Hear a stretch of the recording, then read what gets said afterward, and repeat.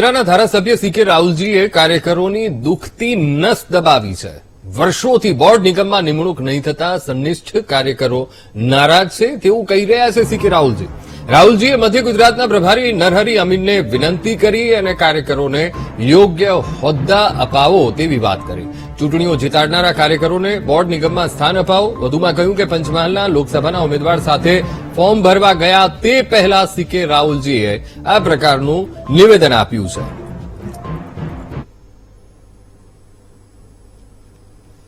દરેકને આગળ આવવાનો હક છે.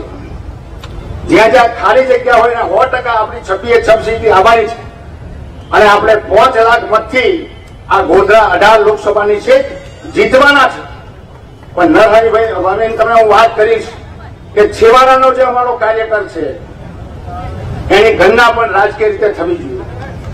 આજે 20 વર્ષથી લોકસભામાં હોય વિધાનસભામાં હોય વસ્તુ બધાને મુખ્યમંત્રી થવું છે, મંત્રી થવું છે, પણ નાના પાયાના કાર્યકરોને જો આપણે જો હાજરી નહીં તો એ આપણા માટે બરાબર નથી.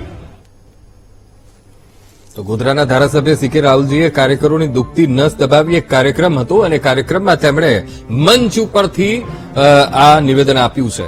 કહ્યું કે વર્ષોથી બોર્ડ નિગમમાં નિમણૂક નથી થતી અને નિમણૂકો નહીં થતા સંનિષ્ઠ કાર્યકરો નારાજ થતા હોય છે.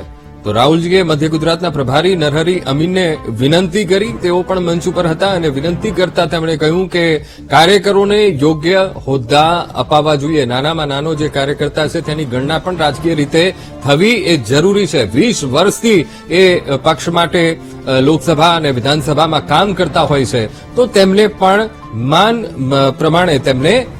કામ પ્રમાણે તેમને આ માન સન્માન મળવું જોઈએ.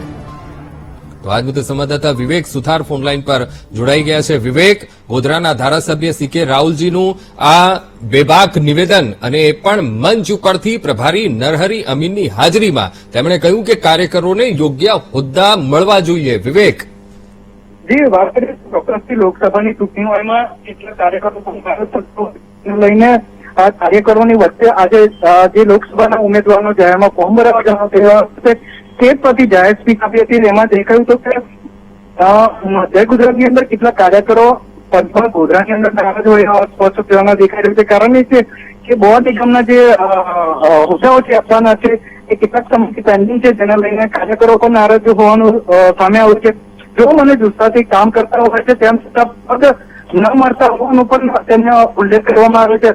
આ જોવા જઈએ તો જે વેદના છે કાર્યકરોની એમાં ભાજપના જે ધારાસભ્ય છે ગોધરાના એ વેદના વતી જાહેર મંચ પરથી એક જોતા રોષ ચાલે ઉત્પાદ દેખાય છે. એટલે વિવેક, ખરેખર ચિત્ર લોકસભાનું જયારે ઇલેક્શન ઉમેદવારી ફોર્મ ભરવા જઈ રહ્યા છે, કાર્યકર્તાઓ પણ આવી રહ્યા છે, સભાઓ થઈ રહી છે, ત્યારે આ પ્રકારનું સીકે રાહુલજીનું જે નિવેદન આવ્યું છે કે ભાઈ કાર્યકરોને ખાસ કરીને એમને કામ પ્રમાણે એમને માન સન્માન રાજકીય રીતે મળવું જોઈએ, તો શું ખરેખર નારાજગી જોવા મળે છે? ચોક્કસથી વાત કરીએ તો હાલ પંચમહાલમાં કોઈ પણ પ્રકારની નારાજગી નથી, પરંતુ ક્યાંક ને ક્યાંક જે અંદર ખાનગી કાર્યકરો છે કાર્યકરોમાં કેટલાક સમયથી હોદ્દા ન મળતું હોવાનું ને જે ભાજપના સંગઠનમાં ક્યાંક ને ક્યાંક કકરાટો હોય એવું સ્પષ્ટ જાહેર મંચ પરથી દેખાય છે. કારણ એ છે કે જે હોદ્દાઓ છે હોદ્દાઓ પર નિમિત્ત નામ કરેલા મોકલેલા હોવા છતાં જે હાલ ભાજપને એમના હોદ્દા ના આપ્યા હોય તેવું બી સામે આવી રહ્યું છે. ભાજપના જે ધારાસભ્ય છે ગોધરાના એ ધારાસભ્ય ગોધરાને હાલ કહી દીધું છે કે આ જે હોદ્દાઓ ન મળ્યા એનું કારણ નારાજગી હોય એવું માની લેવામાં આવે છે.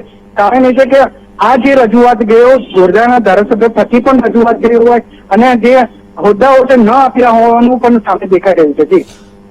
જી બિલકુલ વિવેક, સમગ્ર માહિતી સાથે જોડાવા બદલ આપનો આભાર.